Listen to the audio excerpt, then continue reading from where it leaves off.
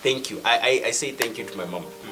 She has been the one who's been there for me. Alikuwa hapo. I used to tell her, Mom, I want to go for swimming. And she was like, how much? Yeah, just this and this. I could have mentioned any amount.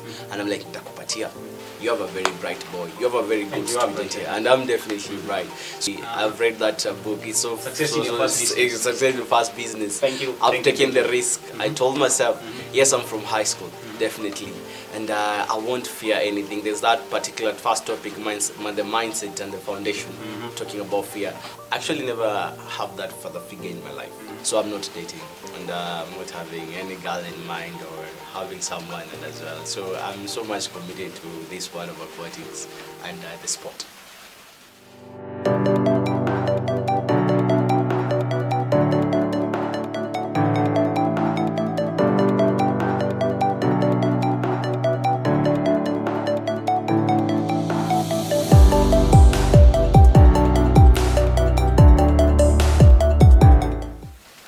Salute! Welcome to the second episode of the workshop. Mali tubonge about life and biz. Na leo siji interview hii second episode as in 2 terms siji interview niko na mgeni. I'm so honored, I'm so privileged to have our first guest.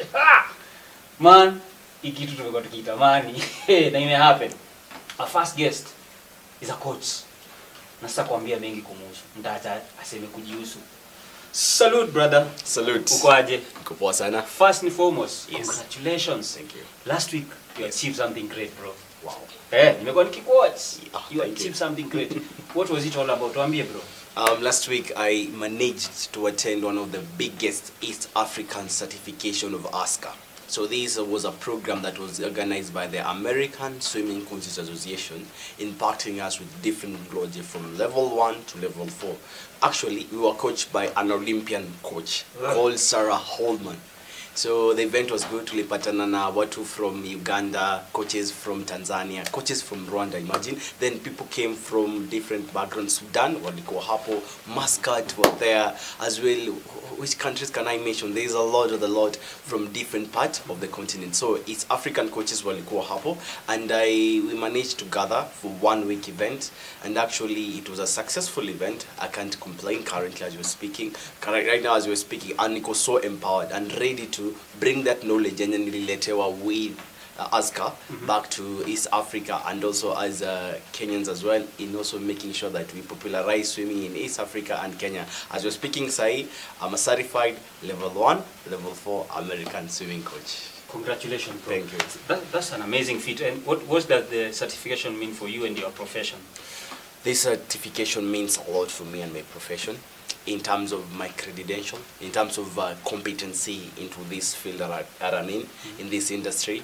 And my main goal and objective of doing it and achieving it was to definitely increase my toolbox, becoming one of the greatest swimming coaches in Africa, becoming one of the greatest swimming coaches in Kenya, and as well impacting us as Kenyans and also swimmers in East Africa if I get the chance to visit different countries. Because when I was there last week, imagine coaches from Uganda, coaches from Muscat walikuwa wananiambia, coach, kuja utufunze, come and cover us, kuja teach us this and this new ways. I was so super happy because they were so much excited with my vision. Walikuwa wananiangalia in the social media platform, alafu they were like, yes, I think you're great.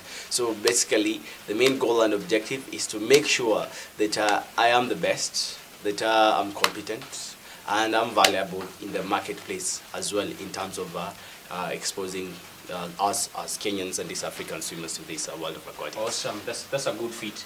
So tumeanza tu direct bro, nitakupatia chance ya kujiintroduce. No problem. Yeah. Tuambie wale watu wakujui. Who are you? Mimi nakujua kama coach Japheth. Yes. Ama Onkoba. Yes. Wale wakujui. Yes. Waambie for the first time ukikumit wewe ni nani, umetoka wapi, umezaliwa wapi? Thank you so much for that question as well. My name is Onkoba Japheth Onkoba, born in Nairobi, a Kenyan, 2003. If I give you a specific date, okay, I'm young. I'm young. Gen Z. I can definitely. I can't fail to say that, and I'm enthusiastic about what I do. So definitely about myself is that I've lived in Kenya. I've studied in Kenya. I've done my high school life in Kenya. Then upon completion of my high school life in Kenya, I've definitely dived in directly, even without hesitating, into the sport of swimming, into the world of aquatics. And now currently, as you're speaking, from your book, Mfalme Ukweli, I've read that book. It's so Success in your Fast Business. Success in Fast Business. Thank you. I've taken the risk. I told myself, yes, I'm from high school, definitely. And I won't fear anything. There's that particular first topic, the mindset and the foundation, talking about fear. I told myself that definitely I'm out of high school. Yeah, what do you want to do? Let's dive into the world of sports and aquatics. And I took that risk. As you're speaking right now, I'm growing. Thank you so much. And to more growth, bro. To more growth. And that's me. So unasema ulisomea shule Nairobi. Yes. To be particular, tutajie shule angalau alumni wa kutambue wajue boy wao ndio huyu. He's a coach now. He's not just a schoolmate. He's a coach, a certified coach. Certified coach. All right. Yes. Thank you so much for that. Actually, as you're speaking, my family is, I come from a background of a Christian family. I'm a Seventh-day Adventist. And I studied in a Catholic-based institution. Wow. Okay, SDA Catholic. Yeah, SDA Catholic. And the school is called Archbishop Ndingi Secondary School. It's in Naivasha. I can't complain because that school raised me. And the kind of knowledge I got from that school, from the principal himself, from the staff and everything, how I'm not saying about Catholic, but how this Catholic institution were running, I just say thank you, because I used to get testimonies from the principal when my parents were coming back to visit me. They were saying, you have a very bright boy, you have a very good student here, and I'm definitely bright. So they shaped me well, and I say thank you to them.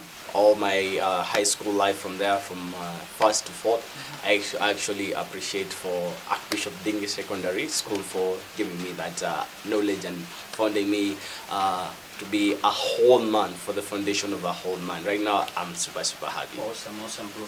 Uja mention primary. Primary, ulienda wapi? Ifiti watu background yako. Tuna dig deep. Sisha loenda hapa, ni deep end. No problem. Thank you as well for that question. I appreciate. So, okay. Actually, surprisingly, as we're speaking, I studied at Mahiga Primary School, just opposite here. Apa? Imagine. Mahiga Primary. Mahiga Primary School. And my primary life was fantastic.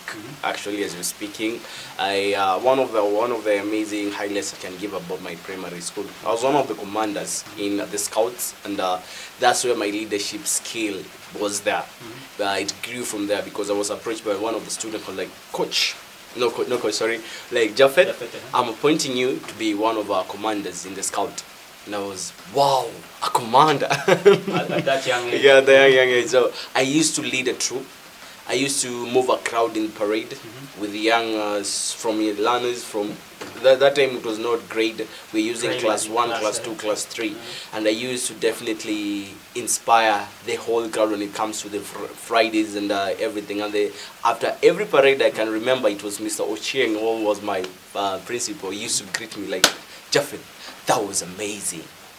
And I was like, wow, I can become a leader. So my primary life was fantastic. Wow. So, based on your background, your primary, Mahiga Primary. Yes. Secondary, Naivasha, Archbishop. Yes. Umesema Archbishop? Archbishop Ndingi. Ndingi. Yes. So, nikicheki background yangu, growing up in Kawangware. Nikaenda shule Kawangware Primary. Yes. Secondary nikaenda Ukambani. Yes. Hakuna mahali niliinteract na mambo kama swimming. Okay. Pia nikicheki your background, Mahiga Primary, I think we do not have a swimming pool there. Sindio? Yes, exactly. So we na swimming, mlianzana aje? Mambo ya maji mlianzana aje? Wow. Very good question. Hizo backgrounds zetu zina relate, sindio? Yes. But sikuona swimming pool kwa government run schools. Yes. Especially primary schools. Yes. So when did you start falling in love with water? Na ukuzaliwa deep sea, ukuzaliwa Indian Ocean. Thank you so much for that question. I appreciate. As we're speaking, once I moved into with my high school life, we used to have a program on the weekend program where the principal would say the swimming is 150. Who has 150? Then we used to register myself. I'm going for swimming. Then When I went for swimming, wakati nilienda to the first day, that pool, it was a very big pool, a very cold pool in Naivasha. Then I entered the water. Then we were giving a test by one of the lifeguards there. For those who don't know how to swim, come this side. For those who know how to swim, come this side. And I was like, Japheth, I know how to swim. I believed in myself, and actually I didn't know how to swim, but I told myself I can swim. Self-belief. Self-belief. Then once we were marshaled, we were so, take your mark up. People were diving. When it reached my turn, I jumped into the water, did my thing. You know how the fast swimmer does. You just fight with the water. Then I reached up to the other point of the pool.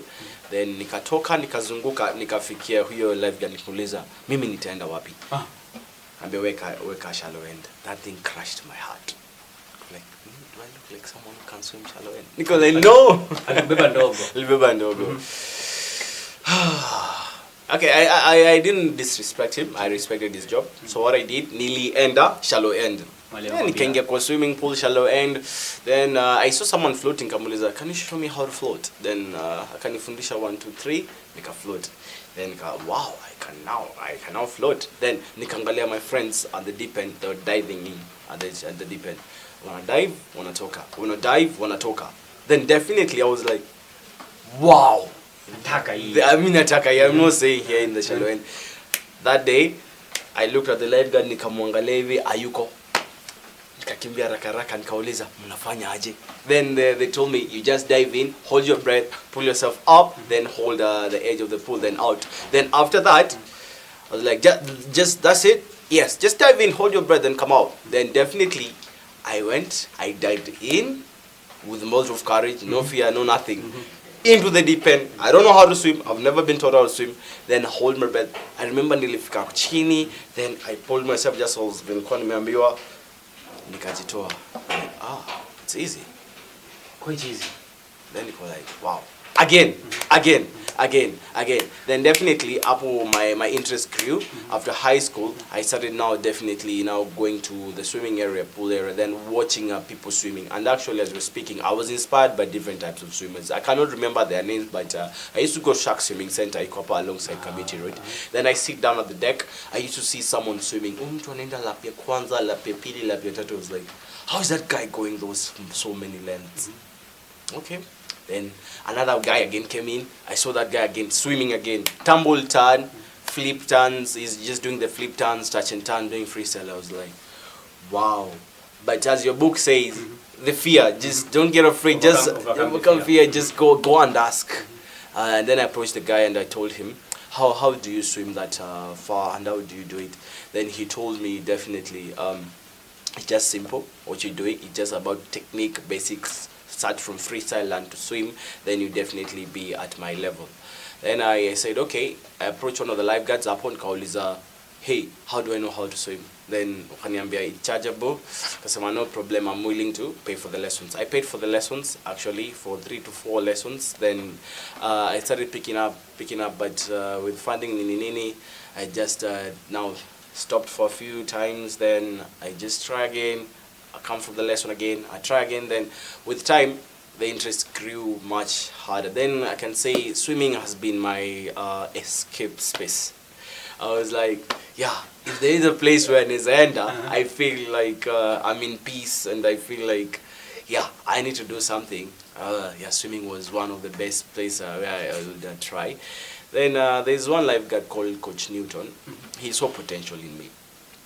Because I used to pay 250 Monday, 250 Tuesday, 250 Thursday, 250 Friday. And he was like, hey, you're paying too much money. Like, why am I paying daily? He asked me why. Why do you pay every day coming to swim? And I told him, I'm interested. I really love this. So, for you not to waste your money, what I'll do, I'll refer you to YMCA.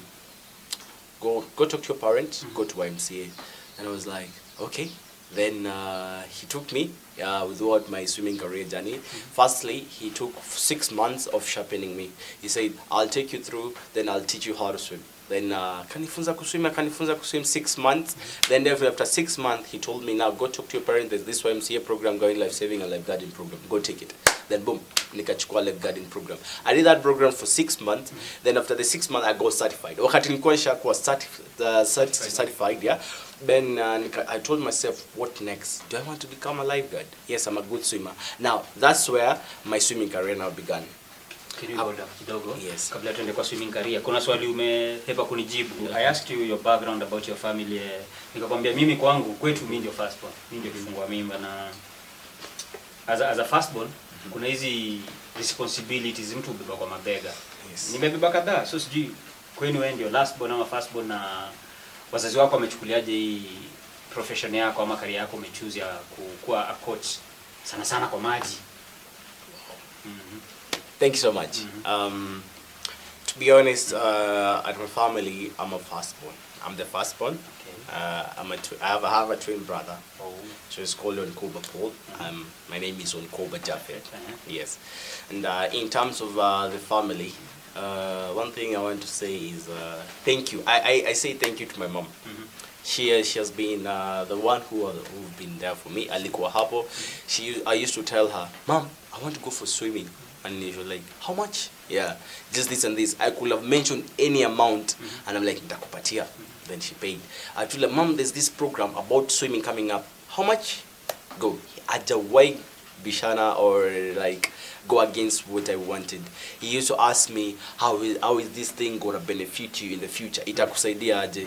And she really supported me, and I appreciate that for her currently as you're speaking. So I can't lie, currently as you're speaking. It's because of her that's why I'm here. She's in the United States of America. She's actually doing nursing there. Also in Kenya with my bigger brother, definitely. I, as the bigger brother, as usual, take care of my brother, where he is currently studying in KCA, actually in campus as we're speaking. He's doing accounts? He's doing accounts. No, just a lot of IT and everything, technology-based studies. Yeah.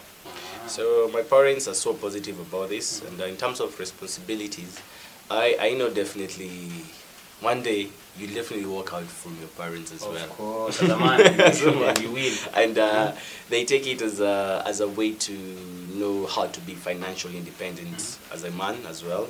You're growing. You need to definitely be at your own at sometimes. And I think she's trying to teach us as brothers.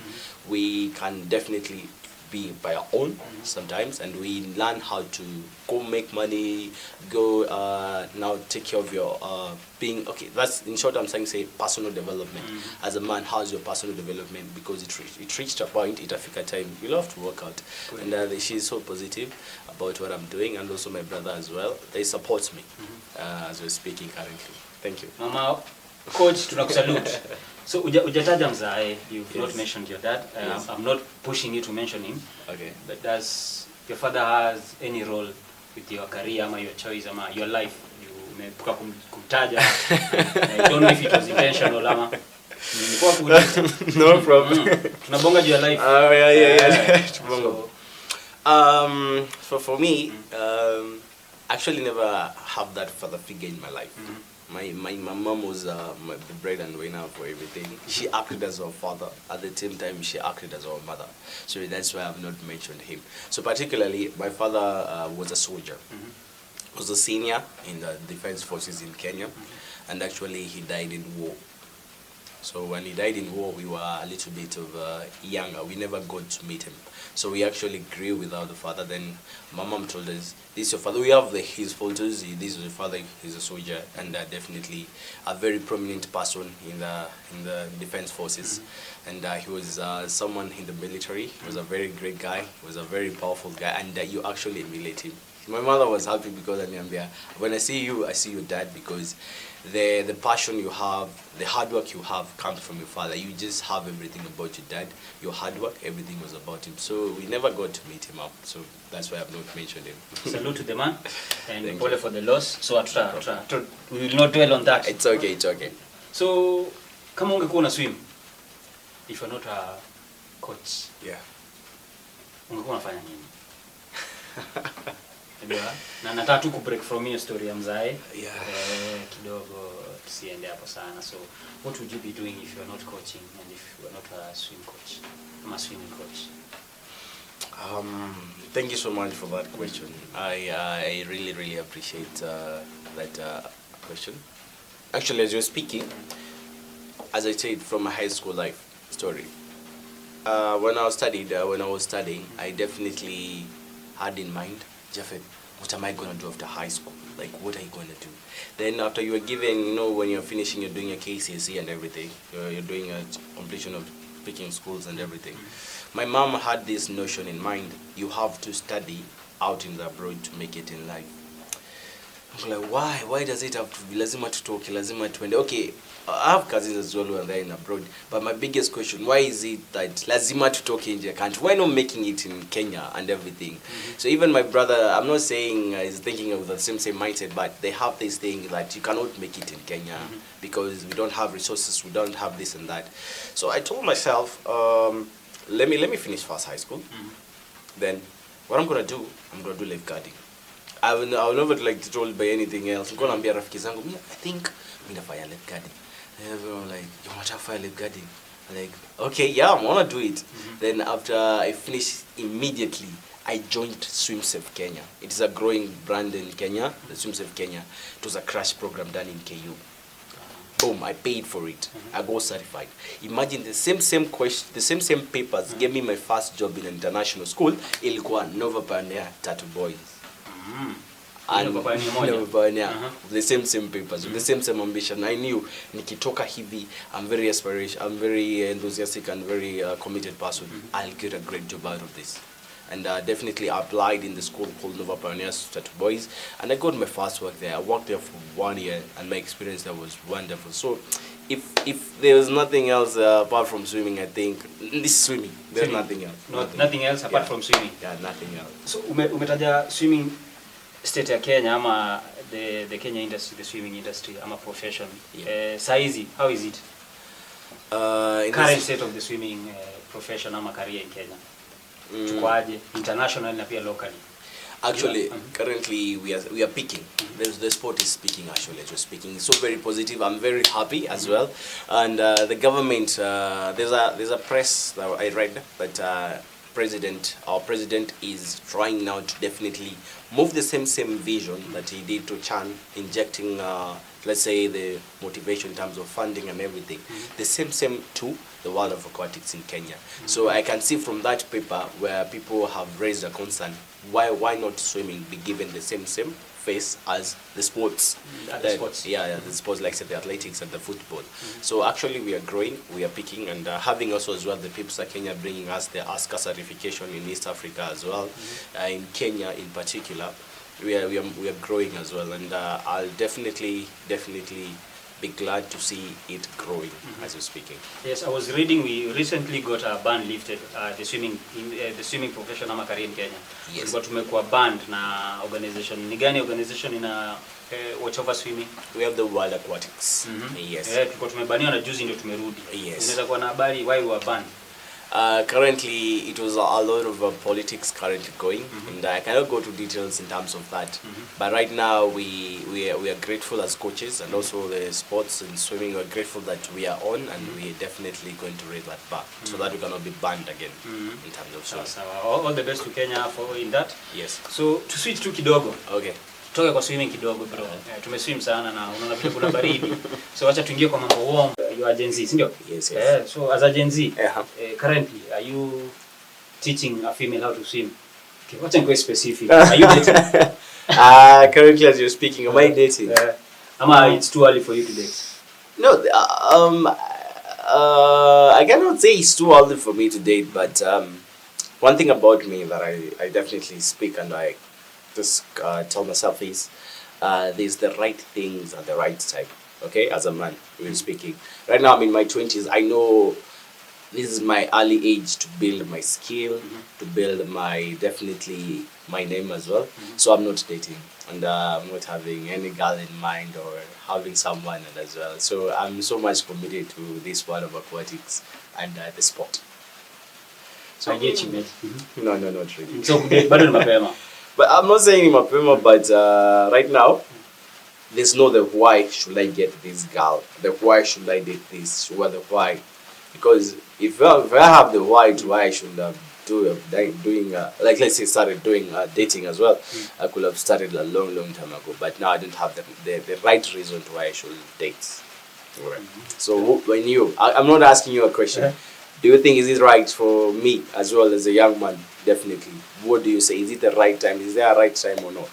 Personally, I think this is the right time for you to build your career. As in, jijenge bro. Do what you should. In terms of personal development. In terms of career progression.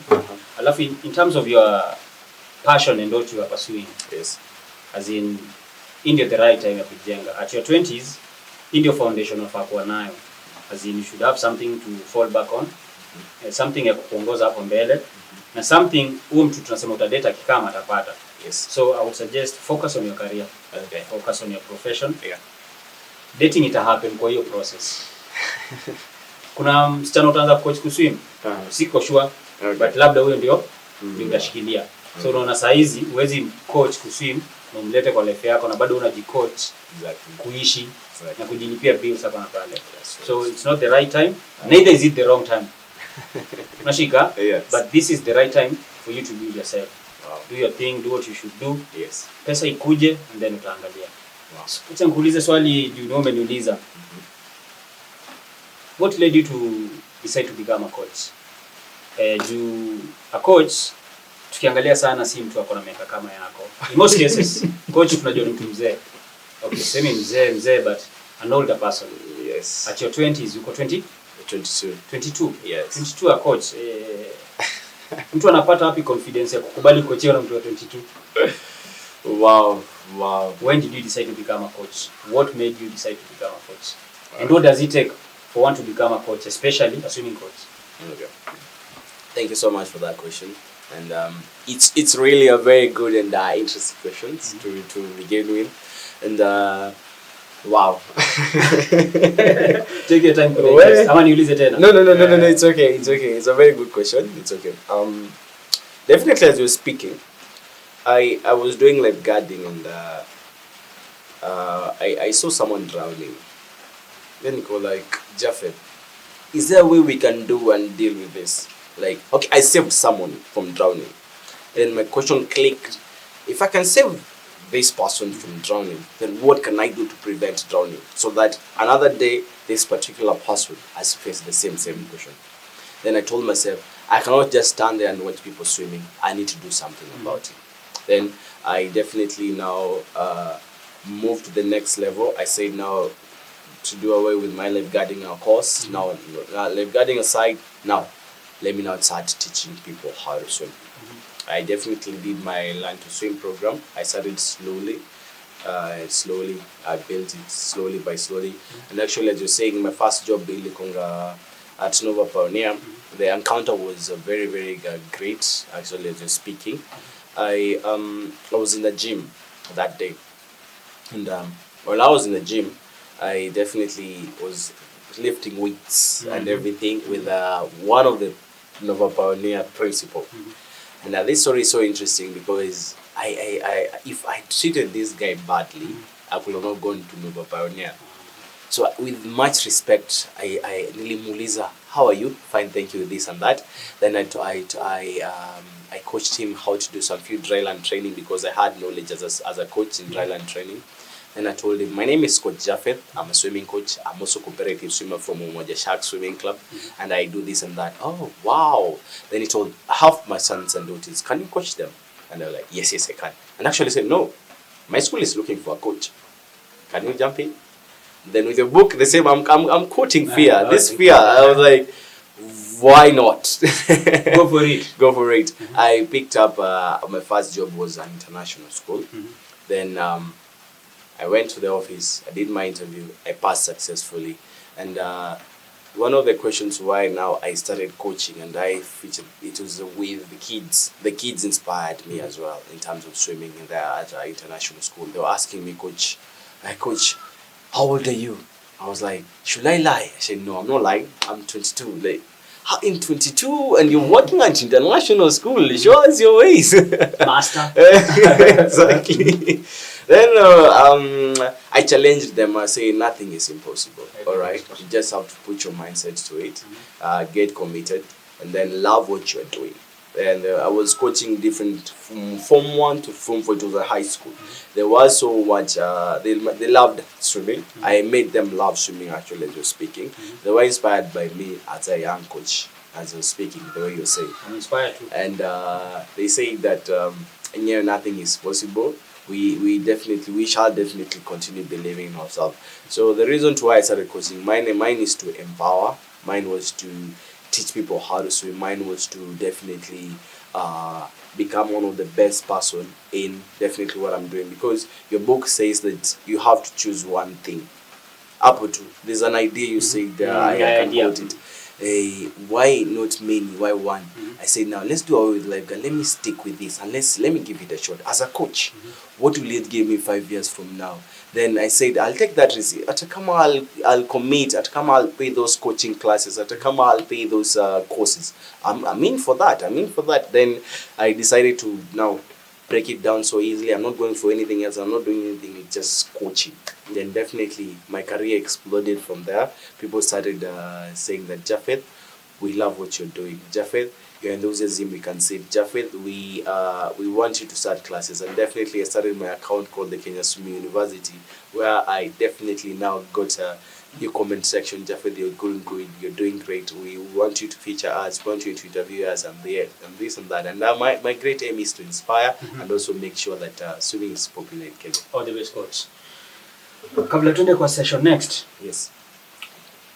Guys, today in our second episode at the Workshop podcast, we're so excited that tumepata a sponsor, a friend. Yani sijui mtu anaweza semaje, kwa episode yake ya pili amepata sponsor. Na si sponsor tu, ni rafiki. Unasoma hapa, Book Lounge has graciously, courtesy of Kemunto Nyakundi, donated to us 4 books. 4 books. Hizi vitabu 4 Kemunto Nyakundi of Book Lounge has willingly donated to us, and the books will be presented to you as a gift. So before the end of this episode, at the end of this episode, I'll hand over the books. I'll give our coach an opportunity to mention the books, also to tag his subscribers ama watu wanamfollow kwa TikTok, wajue vile wanaweza shinda hizi vitabu. Vitabu 4 tutazimention hapo mwisho kabisa wa kipindi, and utajua vile utashinda hizi vitabu. So stay there, and once again thank you sana Book Lounge. Asante sana kwa kutubless na vitabu 4 na kwa kusponsor our next 4 episodes with the 4 books. Back to coach. Yes. Mesikia safari yako ya kuwa coach vile imekuwa.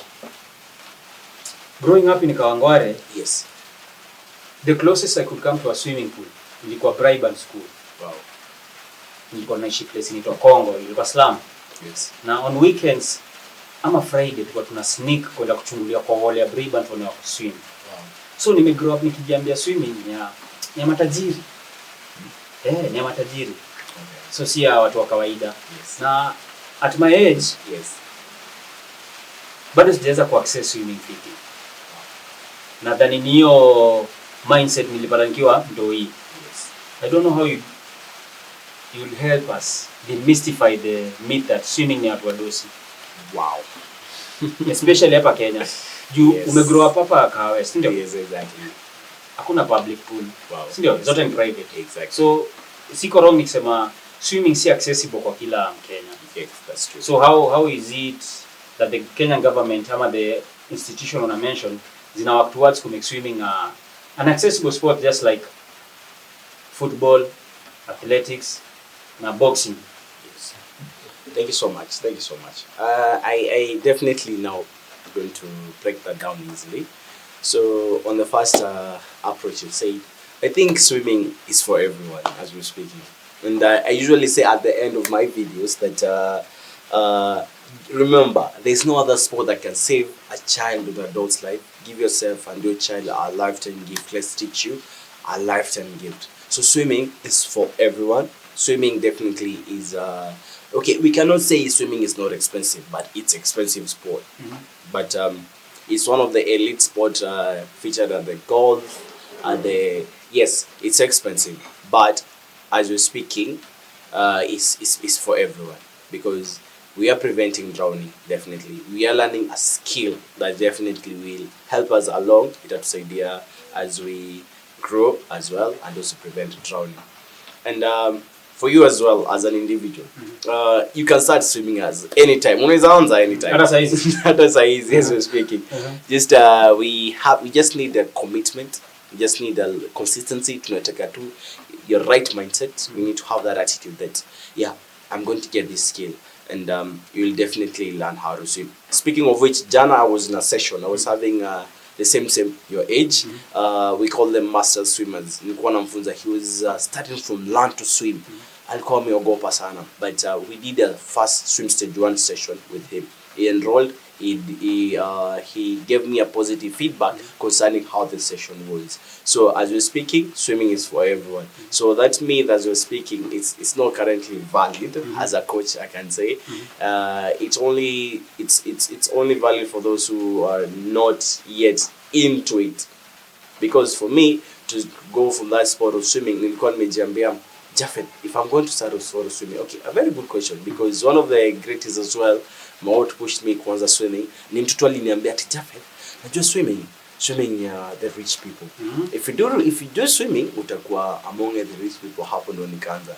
But with the time I grew up and I knew that it's not for the rich. Why? Because right now I'm being featured in the Daily Nation, and you can see here it's Umoja Sharks Japheth Onkoba 21. That's my age when I swam from Umoja Swim Club. Umoja Sharks Swim Club. Umoja is located in Umoja. Islands, exactly. And actually, let me tell you something. Swimmers from Umoja Sharks, they are great swimmers. From little toddlers, those are called novice, elite to pro. All of them, they have this unity, and they know that definitely this is it. This is for us, and they love what they're doing. So come visit, see how they are training as well. You'll definitely know that swimming ni kila mtu. It's not just for them, and for the rich as well. And as well as you're speaking, swimming lessons are the best lessons to take. And you need to have it in your schedule as well. And if you'd like to start, definitely I'm located at Shark Swimming Center, based at also as well Visa at Westlands Primary Swimming Pool. Currently, as we're speaking, I'm the head coach of Visa Oshol Primary School as well. So if you like some lessons, please, you can reach me out. No problem. So umesema ni accessible kwa kila mtu. Yes. How affordable is it? Mimi najua kama mtu anataka kuanza kucheza ball, una need boots, perhaps a t-shirt, socks, na access to a playing ground. Yes. So boots, najiambia the most expensive boots, hata to a 5-year-old, a 9-year-old, in between maybe 1,000 to 500. Yes. I mean 1,000 to 1,500. Yes. Sports kits, haziwezi pita 3,000. Wow. How about swimming? How expensive? How affordable is it to start a swimming profession as a hobby? Tuseme. That I can't lie. Thank you for that question. I can't lie. To be honest, swimming is expensive. Okay, it's an expensive sport. It's a very, very expensive sport. Starting from the coaching, your coaching program, the learning program, and also as well, it's expensive. On the boots, they're saying boots, but as you use the swimming costume, the swimsuit, the tech suits, the swim cap, the swimming goggles, as we're speaking currently. These are the ones. These are called the Cobra lenses. Yeah, as you're seeing that, we actually wearing them. It's actually 9,000. Yeah, 9,000. These glasses. Yes, they are 9,000. 9,000. This one set of glasses. One set of glasses. 9,000. I told you this sport is for the wealthy. So. We can say typically a swimming costume goes for 50 Gs. 50 Gs. That is an elite. Complete. A complete set. For the elite. Yeah. Okay, for the normal mwananchi. Normal mwananchi, now let's break it down. Let's not go for the elite. We say it's not that much expensive though, but if you go to the sports house, you get it at 3,000, one of the just full costume, just costume only. The fins goes for 11,000. You see, the swim cap they do it at 2,000. Now it depends on which one you get, but you can also say that we don't have also as well from different perspectives. You can also as well, ukijua mtu kuna mtu anaweza kutafutia as well the other ones. The other ones unaweza pata different from 500, 600. Hatuwezi kosa hizo. They are there. That's as well. So it's you up to you to reach a person, then with the connection 1, 2, 3, you'll get them a standard one. But if you want the standard sets, be ready to be commit, be ready to be. And why is it so expensive? That's the question to why. We cannot say it's expensive, but no, with the reason. Neither is it cheap. Yeah. Because learning this skill, it is very, very high. It's rated highly, and as well. And you knowing that you've committed yourself to learning those lessons, it is a very valuable skill for you. And also the skills, and also the sets, and also everything that you get from swimming, it's a very valuable thing to start with. So the reason why it's expensive for me, basically as a coach, I think, is what it brings to you as a person at large. The commitment, the discipline, everything. So because if I definitely know this suit is expensive, I know I won't let it down. Najua nikienda gala, I'm a really good coach. I'm a really good swimmer. If I'm there, they definitely start. Everyone will say, no, that's a very serious swimmer. And I know that I won't lay down my suit, I won't lay down everything. So it really speaks a lot about you. Yes. So before we proceed with our coach, hizi ndio gifts tulipewa na book lounge Kemunto Nyakundi. Tunakushukuru sana. We have 4 books here. These 4 books are for next episodes. So we'll share them with our coach. Atasema tu atazimention, but I can show you the books. Ni vitabu fiti, so powerful. Vitabu poa sana.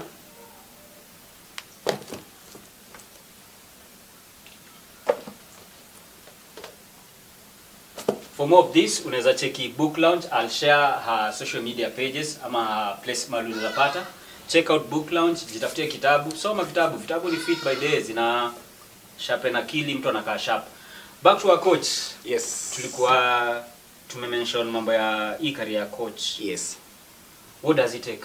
Na the cost ya kuwa coach, as in kujifunza kuwa coach wa swimming.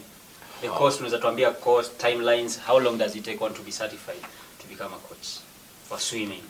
Yes, thank you so much for that question. I really appreciate it. And it takes it takes 6 months. 6 months. Just like the lifeguarding course does, the 6 months. Then after 6 months, we definitely now dive in now to the experience. Okay. Now the cost we cannot say is much expensive. It's affordable. Starting from level 1, level 2, level 3. Each level icona his charges.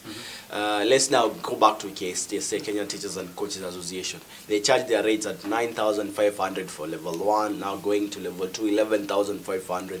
Level 3, now level 3 cannot do kama wewe. As a coach, you've not yet produced a swimmer mwenye amefika these 8 times in terms of clocking the FINA point times, the FINA times to meet the national swim team. So if you produce a swimmer, then akwe now with those times, in the swim cloud inaonyesha you deliver this swimmer, now you now enroll to level 3. So definitely now in terms of ASCA Swimming Coaches Association, it's an expensive course in terms of that. It's a very expensive. And that one I cannot lie, it's very, very much expensive. ASCA, you said it means? Yeah, American Swimming Coaches Association. Okay. It's a very expensive course, and it really empowers you as a coach as well in terms of your competency, in terms of your knowledge, in terms of how you're handling your swimmers. And I say, if you get now this certification or this documentation, what really matters a lot is the ground. How can I apply this in the ground? And if you definitely do that, you'll succeed. Yes. Kemunto Nyakundi International Locker. Once again, I take this moment to appreciate you and to thank you for agreeing to support and sponsor the Workshop podcast. Thank you Book Lounge, courtesy of Kemunto Nyakundi, who agreed to kutupatia 4 books for the next 4 episodes to gift our viewers. Na leo viewer first ama kwanza kupata gift ama kitabu watakuwa wale watu wana follow Coach Japheth kwa TikTok. So Coach Japheth, hizi vitabu ziko hapa. Yes. We have a Rich Dad Poor Dad, shika. Yes. The Warren Buffett Stock Portfolio, shika. Thank you. Na Ikigai, the Japanese secret to a long and happy life. And the final one, Thank you. Richard Branson in his own words. Wow. Hizi vitabu, Yes. tutakupatia zote 4. Uh-huh. Tutakupatia instructions za vile utapatia fans wako. Wow. So ni mmoja atashinda. Yes. Na kwa next episode tutamtaja. No problem. Utapatia instructions vile utafanya, Yes. ndio wapate hizi vitabu. Thank you so So much. courtesy yako, kuna fan wako ama Yes. follower wako ama friend wako, Yes. atapata kitabu. Wow. Instructions utapata. Nice. Ziekelee turudi kwa story yetu. Sawa. Coach. I really appreciate. Yes. Karibu sana. Asante sana. What does it take to be a coach? Swimming coach, to be precise. A swimming coach is not a walking, like it's not a picnic, to be honest. Si rahisi. And let me tell you, it's a very hard journey. Starting from parent, swimmers, and you as well as a coach. You know, compare that one, I cannot lie. All right. Taking what does it take to be a coach? You have to have principles. Principles zako ziko aje as well as a coach. Number 1, number 2, you have to check on how you relate. How do I relate with these people in terms of parent, swimmers as well, relation. Then number 2, unafaa kujua, yes, I am a coach. What's my life after a coaching career as well? And currently as we're speaking, it's hard. I can't say it's easy. It takes a lot of commitment, inachukua a lot of sacrifice. That is your time, definitely your energy. That's everything you have to the sport. So it costs a lot. Then let's start with the parenthood. You have to learn, how do I communicate? Lazima nijue ventonge na mzazi. How do I win the parents' trust? How do I win the parents' credibility? Then everything about this parent. Because as a coach, you have definitely one job, definitely to produce a high performance athlete by creating that athlete triangle yako ya mzazi. Mzazi is the parent feeling good about you as a coach. Yes. Then number 2, now we go to the swimmer. As a coach, what does it take to this swimmer to get you? That means this swimmer anafaa akue amekutrust in a way that the swimmer knows you do care about your sport. The moment umewaambia, yes, I am a coach, I've done this and that, you're giving your life story in a way that they relate to it, and then they definitely see, wow, now this is the coach, he has been in our same journey. And then once they see you do care about it, that's how you win your swimmers as well in terms of the sport as well as large. And also the coaching career, it's a hard career. Si rahisi, that way I cannot lie to you here. That one, to be honest. So how long has it taken you to achieve the title of coach, as in kuwa a swimming coach? Umetake how long na cost? Si lazima mention the amounts, but imekutake how long kuwa coach? Wow. At 22 ni mchanga sana, as I stated earlier. So sijui inaonekana hii kuwa coach wa swimming haitake muda ama? I cannot lie, definitely. It all started a year ago. A year ago. Yeah, 1 year. Just a year ago, definitely. I've been in this industry for 3 years. 3 years, okay. The first year, I was hesitant in a way that, do I really like, will they accept? I was 20. I was there 20. Yeah, I was 20. My first work there, I was 20. Then I was telling myself, will these swimmers really trust me as their coach? Will these swimmers, I was having that, I was fearing. Okay. And kona jambia, watasemaje, I'm young and everything. But that particular job was, I won't fail to mention, of a pioneer, was a stepping stone to me.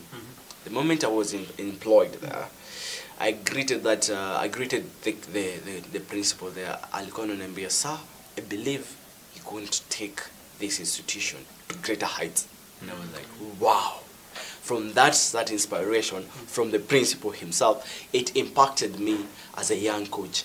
Wow, I'm going to take the school to an international level. So every time I used to walk, I used to have that affirmation to myself, I am a great coach, I'm an international coach. And I'm going to take my swimmers to the great levels. So definitely, as you were speaking, I had that, and as you're saying, you have to have that mindset. Everything now started flowing pole. In terms of learning, I used to learn from my athletes. Walikuwa wananiambia, coach, it's done this and that. What can we do about this? So what I did for myself so that the journey could be easy, really make sure I'm open to learning. Then once I learned, had that mindset, I used to now get swimmers wananiambia, oh coach, iko hivi, can we do this and that? I'm like, wow, yes. Now I write that down, then definitely journal. After that, now I apply it to my normal. So relating with swimmers has been also a hard journey as we're speaking. Right now I'm working in a primary school as we're speaking as the head coach. And one swimmer in approach akaniambia, hey coach, si una learn kuwa a parent. I was like, wow. Oh yeah, you were young. And I'm like, you're the best. That question impacted me as well. How did this swimmer get that question? Alijuaje? Okay, it came ilikuja hivi wakati there are two swimmers walikuwa into conflict. Wakaulizana, hey coach, huyu amenifanyia hivi na hivi. Nikawaita, kujeni, say sorry first. They apologize and everything. Then after that situation, the swimmer akaniambia, hey, really coach, you're learning how to be a parent as well. So as a young coach, I am open to learning, and that's what I'll tell you. As a coach, Sarah Holman for the last week, aliniambia, as a coach, number one, what you do, don't be afraid. Number two, approach people. Get that confidence. Read more books and definitely be open to learning. I can say that. I see. Nitakurudisha nyuma kidogo. Haina shida. Mali tuliongea juu ya mzazi. Yes. What has the absence of your dad, how has it impacted your life now that you are an adult? And pia as a child. I have a 5-year-old and a 9-year-old. Na najua vile 5-year-old wenye spend time na mimi, especially on weekends when niko home. Na pia saa zile niko available kupiga raundi. Vile enjoy company yangu akiwa mtoi. So nilikuwa na imagine kama singekuwa huyu mtoi, definitely ange grow, but kuna emptiness labda angekuwa nako. So how has it been bila kuingia deeper, living without a father? Okay. I know nimekuingiza tena mahali but ifiti kushare. All right, thank you so much. Kwa kifupi tu. Kwa kifupi tu, I'll say as a man, definitely the father figure, the journey has been hard. It's not easy. Living around, you see, other friends will be like telling you, you know, my dad came today with a car. My dad bought me. My dad gave me. My dad this. My dad that. So you get to question yourself, why not me? Even there are times where when I was in training as we were swimming, then one of my friends like, my dad came and picked me. My dad came and dropped me. So it's been hard, and I told myself like, if I lacked that gap, then I'm going to be a father one day, and I'll give the same experience to one of my children. That I'll be there, I'll be present, and I'll make sure that they meet the same standard of the dad figure that I lacked. So it keeps me motivated as well as a man, that one day I'll be a father as well to one kid, and then I'll give he or she the same experience that I've lacked. But with time, my mom, I thank her, she gave it to me. So that was twins, and I really appreciate her. Thank you. Wow. Pole for that. It's okay. Kupeleka hivyo, but thanks for sharing. Turudi kwa topic. No problem. I follow you on TikTok. Yes. As Kenya Swimming University. Yes. And I see you're so passionate about your career and profession. Yes, very but true. I also see you mention from time to time, you do mention Visa Dolphins. Yes. So what's the difference between Kenya Swimming University and Visa Dolphins? Yeah, thank you so much. The difference between Visa Dolphins and also the Kenya Swimming University is that the Kenya Swimming University itself is a brand, a growing swimming brand in Kenya. I want to do more different in swimming academies. Atutaki sasa tukue na academy. Okay, the academies are there. I really appreciate it. I love partnership and I love it. So what I love to bring now to the world of aquatics is a different feature, a different marketing, a different way of viewing swimming in East Africa. So I sat down, I wrote it, Kenya Swimming University. Kenya Swimming University is all about documenting, number one. Number two, it's all about inspiring. Number three, it's all about teaching and also executing making sure that people see what's happening in the ground. What is the swimmer's experience? What is the coach's experience? Nini he, it's in the ground. What are they doing? What are we doing to reach on this particular level? Because I approached one of the swimmers, the master swimmers, the last award gala. Akaniambia, coach, nimekuona TikTok and everything, and also the Instagram. Akaniambia, yes, tulienda Tanzania, but we never, no one knew, like, how can you cover us? And I was like, wow, that is inspiring. Now, I had this idea, and I can see people want to definitely join me and partner with me in terms of covering what they are doing. Let's say that Tanzanian Masters, people your age who are competing, how are we going to document them? Number two, how are we going to tell their journey? So that once this young swimmer, older swimmers, or meulizwa, what is a proof of your documents that you did this and that back then, they can be now, well, or say, this was me, I competed, this is how I got my results and everything. And about the Visa Dolphin Swim Club. Visa Dolphin Swim Club is a club to itself.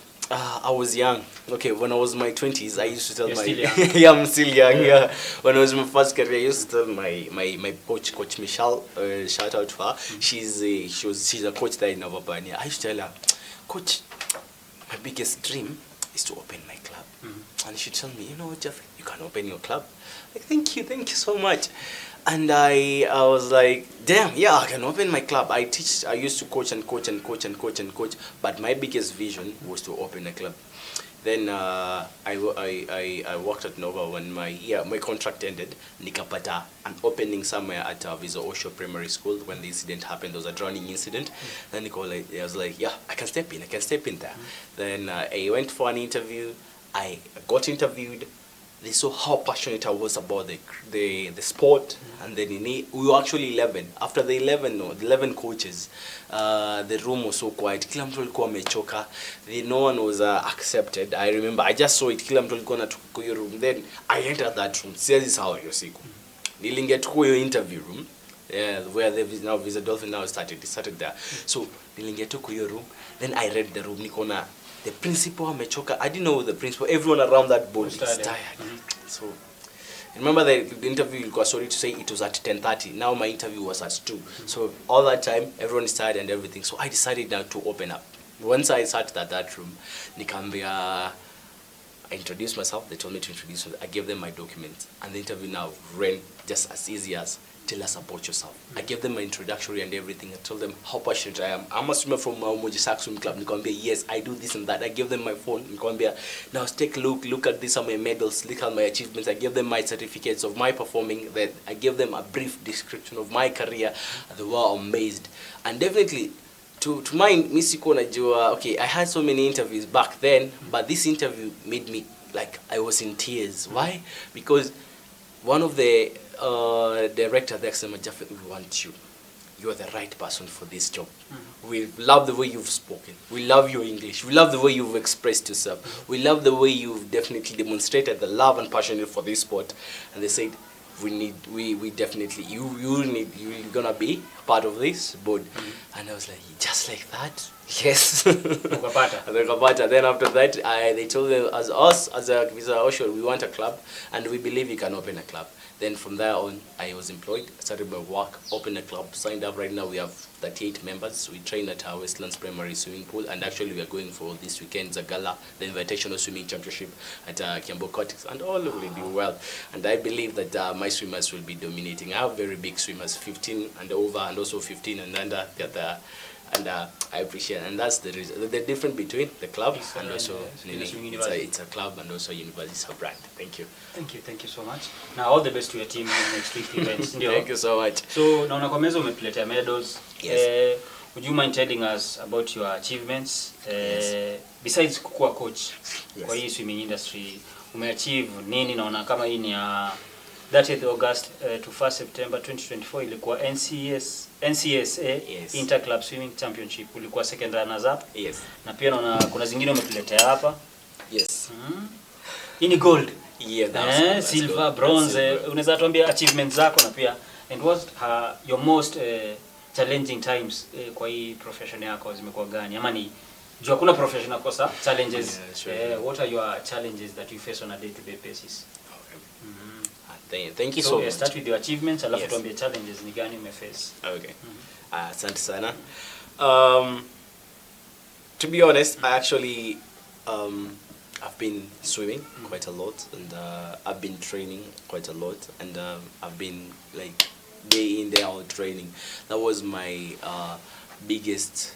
I have a brother called Onkoba O.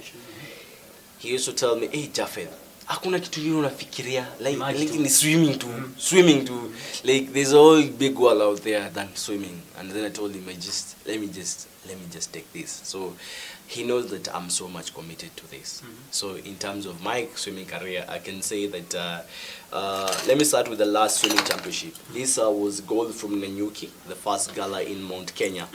I won a 4 events, that is I secured 4 medals. I did not bring them, I could bring them, there were many in one day. Yeah, definitely I went there, the last gala that happened. I secured 4 medals for my 4 events, and I definitely become one of the top swimmers there as we're speaking. And how did it happen? I woke up early in the morning, Najona toka mbali as well.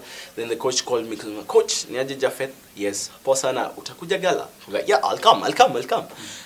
Knowing that I don't know where the place was as we're speaking. So I'll send you the location, you just send your entries. Then I sent my entries, then Saturday ikafika, asubuhi nikamka 4.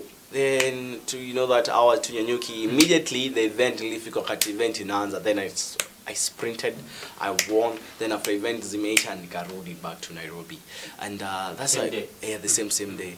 And these medals act as a great inspiration to me as a swimmer, as a coach as well. They tell stories. This was Nyanyuki. I remember I definitely went to my pocket in funding my transport, in funding my event and everything. And also as well, my mom believing in me, and she said, "Hey, you can do it," and also committing. And also as well, this here as we're speaking, this was my first gala in Kasarani. I've never been in a 25-meter pool. I went there and I secured a medal, and I was super happy. That was 50-meter breaststroke. First medal in Kasarani. I was like, yeah, I can do this. This is my first gala. I won. Then definitely speaking, now this was the last swimming championship that was there as we're speaking. It's an inter-club swimming championship at Regis Runda Academy. We went here, Runda. Unasema hii swimming ya kila mtu. Definitely. I went there and I secured 8 medals in a 2-day event. I became the first swimmer. I have many. I told you ningezileta hapa. There will be many. Then this was for the development of galas, and the Pipsa Kenya, the ones who organized the event yesterday, the ASCA event. I secured 3 medals on that day, and I was super happy as well. So this one as well was another event. I went for the level 1 swimming championship at the Kyoto school, actually, and I secured as well 4 medals as well as we're speaking for events. Now, this currently, this was my great achievement, individual trophy. I never knew about it, but I was told by my coach, "Hey, Japheth, you've won an individual trophy." I was like, "What is that?" You've been secured as the 2nd runners-up in all your events. You've been dominating from first event to 8th, and I was like, all the 8 medals I'm getting. I was like, wow, thank you so much. So this is where my career started picking. I told myself, if I can get this individual trophy, then definitely I can get more and more and more. So I used to train at Umoja Shark Swimming Club. It's located in Umoja. So our training program, it was on Monday. We go there from 5 to 6:30. Then we go on Tuesday from 5 to 6:30, the same. On Saturdays in the morning, asubuhi tunaamka tunapigwa na hiyo baridi, but we still train. We train. So definitely, I can tell you this, but people celebrate when they see the results, but they don't ask you what is the process that you were. Exactly. They don't know how was the process. And also as well, I really appreciate myself. Okay, as Japheth, I do believe in myself as well in terms of getting committed to the sport. And I'm a type of a person who is, if it's this, it's that, nothing else. That's it. In terms of challenges, as we're speaking, as a swimmer, in terms of funding, you have to be very very precise. You know, we are in Kenya as well, so lazima ujipange venye utaenda hiyo training, venye utakula, venye utajiset as a swimmer. You have that discipline. So that's one of the biggest challenges I face in terms of funding as well, in terms of how do I manage myself as a swimmer as well. But I get it 1, 2, or 3, and then I fix myself, and that's how I do get it. In terms of the timing and scheduling of how I should relate to people as well, it really matters to me. So unapata 99% of me as a swimmer, I spend much time in the pool, so I don't have the time as well to relate with others. So that relationship with the other social life becomes as well as another challenge as well as a swimmer. We kind of get. Then also as well the life after sport. You've asked me, Japheth, what's next? Is there anything you could do after after swimming?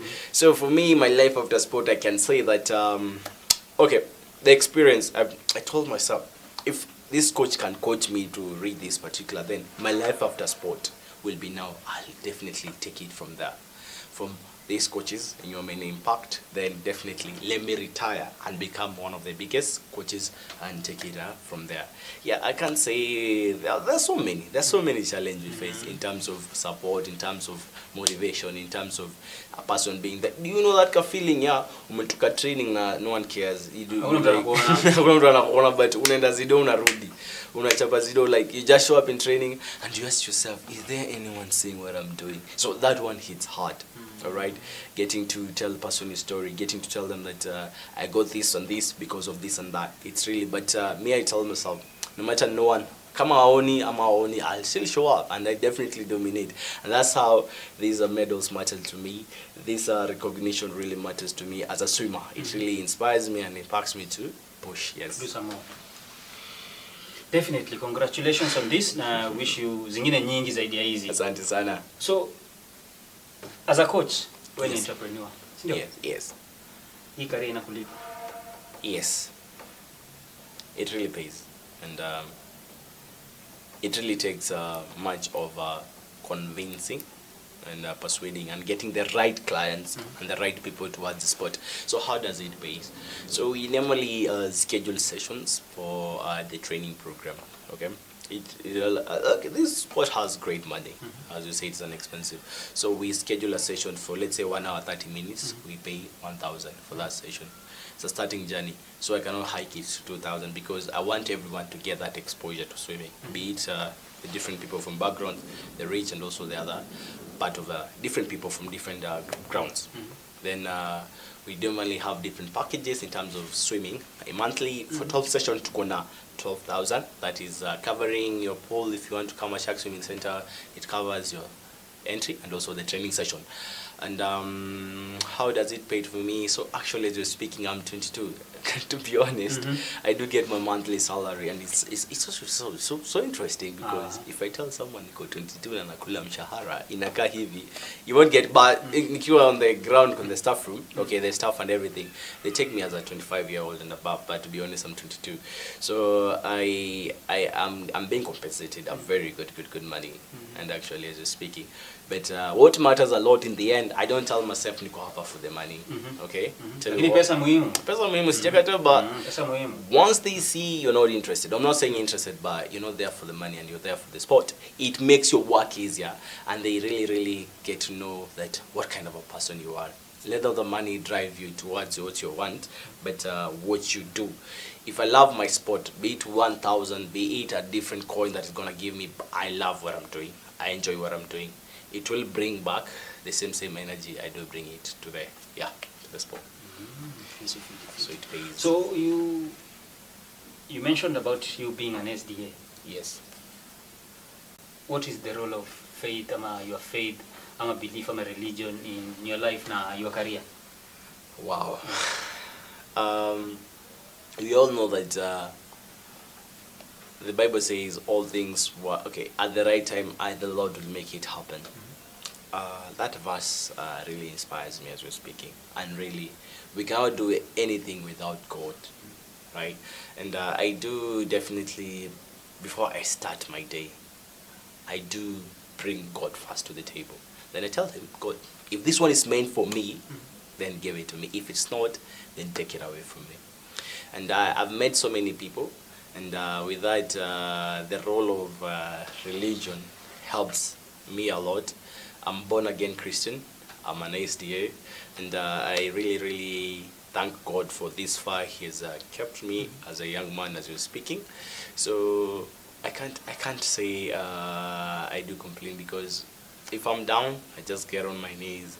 I pray to God and I'm like, hey God, it's hard. What can I do after this? Then I just give it to Jesus, to God. Then He takes the will. So from there, He hands you favor. So once you get God's, like Mungu akipata to your favor, ni hivyo, everything goes in line. Like unapata, come please do this and that. Can you? With God, I think everything is possible, and really it acts as a big impact. It impacts my life, and I truly believe everything works for good if we believe in God. Yeah. Mimi naamini Mungu. Vile tusitaki kanisa. Nice. Great. Nadhani mimi ni kanisa. Yes. So hata watu wanafaa kuja kwangu. Yeah. Wow. Hiyo ni joke. No so problem. as we karibia to wind up. No problem. Na feel iwezi kuwa fair kama nitakuachilia hivi. Yes. Bila kuuliza swali moja ama mbili. Okay. Kuhusu where you see yourself in the next 5 years. Do you plan to join your mom in the US? Ama una plan to kuendelea na life yako hapa Kenya? All right. Thank you so much for that question. In 5 years' time, I have this big dream of creating the brand called the Kenyan Swimming University. Mm-hmm. That is my major. Like you said in your book, Veuli Andika, in terms of the book, you said if you have that one idea, you just lock in. So I've said in 5 years, I want to see my brand growing. I want to create in Kenya, if we can have 40 swimming pools, one big 50-meter swimming pool, one big 50-meter, we have other 40 25-meter pools. There's access to these facilities where swimmers, different age group can access, under the name Kenya Swimming University, and also coaches there who are working with the same goal, the same mindset, and also they are marketing it, they are making it publicly, they're making it affordable, they're making it even sometimes free for them to get in and also get that skill. I think I'll definitely appreciate that, and I'll definitely appreciate if I can get a sponsor also to definitely step into as well for that same vision, in making sure that us as Africans or Kenyans, we get so much facility in terms of the swimming, and also we've taken it seriously. And also as well, the president of Kenya, if he can step in and also tell us how he can tell us how can we help him popularize now swimming to us as Kenyans as well, I'll definitely appreciate that. With the same vision, I believe that every person can get an access to the swimming pool, because nilitafia mtu hapo tu kwa hiyo asa kaniambia, hey Japheth, sisi tumetoka Moshadha and everything. Niambia, why are you saying that? No, hatuna pools and everything, but really? What can we do? So I said access to the facilities. In 5 years from now, if I can see the brand creating that opportunity for everyone to access, for everyone to learn, for everyone to document, for everyone to inspire, for everyone to push, I believe we can be like the other countries, the big, let's say the USA and everything, and we can start here the same in Kenya. Yes. Awesome. So tumefika hiyo time ya kugift your followers. Yes. Kwa active sana on TikTok. Ningependa upatie na hizi vitabu. Yes. Na hizi ndio instruction tutapatia watu wako. Yes. Kule nataka kuin kitabu. Na next week ama kwa next episode utataja winner. So wasomee hizi, waambie vile watashinda vitabu. All right. Okay, the first question I'll read is ni instructions too. Okay, the first instruction is like this episode and subscribe to the Workshop podcast. Number 2, head to my TikTok account, that is mention it, that is your TikTok account ni Kenya Swimming University. All right, under the photos of the host Mfalme Ukweli and me, drop a comment there. Then definitely the next one is mention which of the 4 books you'd love to own. So you mention which of the 4 books you love to own. Look at them very quick. Yes. Correct. Yes. The third one, use the hashtag @the workshop in your comment. Sit back and tune in to the next episode to your book. Simple. Thank you. So umesikia ni simple sana. Yeah. Like isho ya leo, subscribe kwa hii podcast, alafu enda kwa TikTok account ya coach Japheth, ndio tutapost picha yake na mimi. Kwa hiyo picha kwa comment section taja ile kitabu ungependa kuwin kwa hizi vitabu 4. Taja a specific book ungependa kwa hizi tu 4. Kuna hiyo, this one, this one and this one, and also use the hashtag ARTTHE workshop at the workshop. Hivyo tu, and then sit back next week kwa our next episode tutakutaja kama winner na utajua, tutakwambia vile utapata kitabu yako. So coach Onkoba. Yes. Final session as we wrap up. Okay. Can we have 3 for the road? No problem. Thank you, sir. Thank you. These are just 3 quick fire questions. Usifikirie sana. Okay. Jibu tu haraka kienda, si ndio? Sasa. Number 1, your favorite meal? My favorite meal, that will be pilau. Pilau. Yes. Do you prefer calls or texts? Calls or texts? I do prefer calls because they are more direct and the feedback is more perfect. Your role model ikikuja ni kwa coaching ya swimming? My role model actually is my coach, Coach Frank as well, and also my coach, another coach, Coach Kefa, and also our biggest role model, Coach Bob Bowman. I'm saying, if Coach Bob Bowman only coach Michael Phelps, me, I can coach a Kenyan Michael Phelps in Kenya and bring them the same thing alifanya back to Kenya. Yes. Salute. So bro, we wish you all the best kwa career yako ya coaching. Yes. Na appreciate sana presence yako leo, being our second guest. Yes. In this our episode 2 na at the workshop. Yes. Tuna appreciate and we feel humbled and honored. Tunakuwish all the best na once again tungependa kuambia like and subscribe, pia follow Kenya Swimming University. Tutashare links za social zake zote na pia phone contacts just in case unataka ku reach out, unataka one-on-one coaching ya kuingia deep waters. For now, that is all we had. This is at the Workshop Podcast. I am Mfalme Ukweli and he's Onkoba Japheth Onkoba O, coach certified. Salute. Salute.